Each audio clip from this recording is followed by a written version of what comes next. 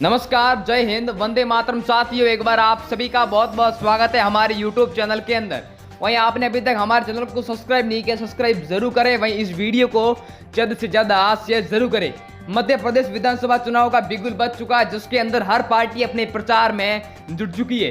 वहीं दोस्तों, मध्य प्रदेश की 230 सीटों का महा ओपिनियन पोल सर्वे जारी कर दिया है एबीपी न्यूज, टाइम्स नाउ, फरोदी सट्टा बाजार और भारत की 5 बड़ी एजेंसियों ने।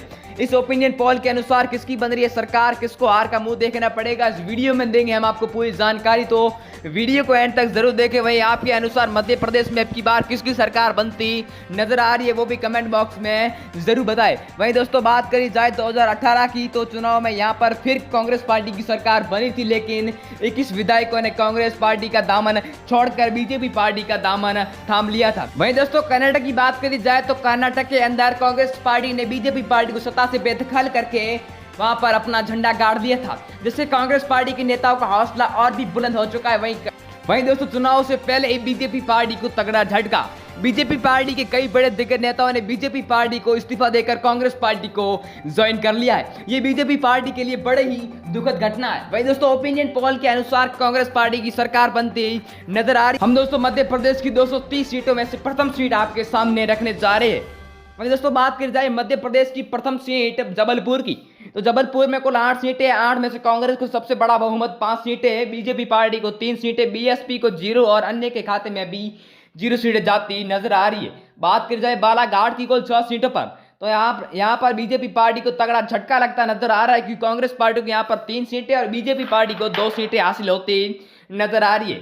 वहीं दोस्तों, बात की जाए सतना जिला की कुल 7 सीटों पर, तो 7 में से यहाँ पर कांग्रेस पार्टी को 3 सीटें, बीजेपी पार्टी को 2 सीटें, बीएसपी को 1 और अन्य के खाते में भी 1 सीट जाती नजर आ रही है। बात की जाए दमोह जिला की कुल 4 सीटों पर, तो यहाँ पर कांग्रेस ने बीजेपी पार्टी को तगड़ा झटका दे दिया है, क्योंकि यहाँ पर कांग्रेस पार्टी को 2 सीटें और बीजेपी पार्टी को 1 सीट हासिल हुई है।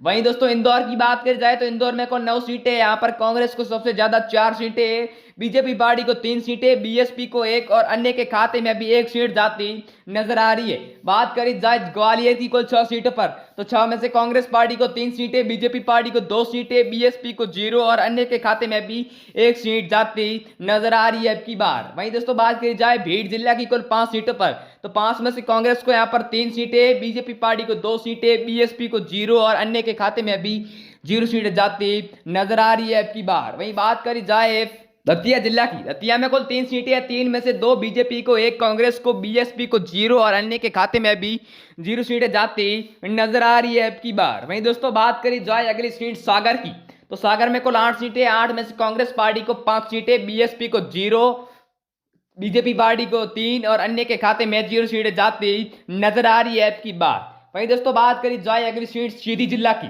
तो सीधी में दोस्तों कुल 4 सीटें। यहाँ पर कांग्रेस ने सबको पछाड़कर 2 सीटें हासिल की है, बीजेपी पार्टी को 1 सीट, बीएसपी को 0 और अन्य के खाते में 1 सीट जाती नजर आ रही है। बात की जाए छिंदवाड़ा की कुल 7 सीटों पर, तो छिंदवाड़ा में कुल 7 सीटें और कांग्रेस को यहाँ पर 4 सीटें, बीजेपी पार्टी को 2 सीटें, बीएसपी को 1 और अन्य के खाते में 1 सीट जाती नजर आ रही है। छतरपुर की कुल 6 सीटों पर बात करी जाए तो यहाँ पर कांग्रेस को 4 सीटें, बीजेपी पार्टी को 2 सीटें, बीएसपी को 0 और अन्य के खाते में भी 0 सीटें जाती नजर आ रही है ओपिनियन पोल के अनुसार। वहीं बात करी जाए रीवा जिला की कुल 8 सीटों पर, तो 8 में से बीजेपी पार्टी को 4 सीटें, कांग्रेस पार्टी को 3 सीटें, बीएसपी को 0 और अन्य के खाते में 1 सीट जाती नजर आ रही है अब की बार। वहीं दोस्तों, बात करी जाए अगली सीट सिवनी जिला की कुल 4 सीटों पर, तो यहाँ पर दोनों को समांतर सीटों का आकलन होता हुआ दिखाई दे रहा है, यानी बीजेपी पार्टी को 2 सीटें और कांग्रेस पार्टी को भी 2 सीटों का आकलन होता हुआ दिखाई दे रहा है अब की बार।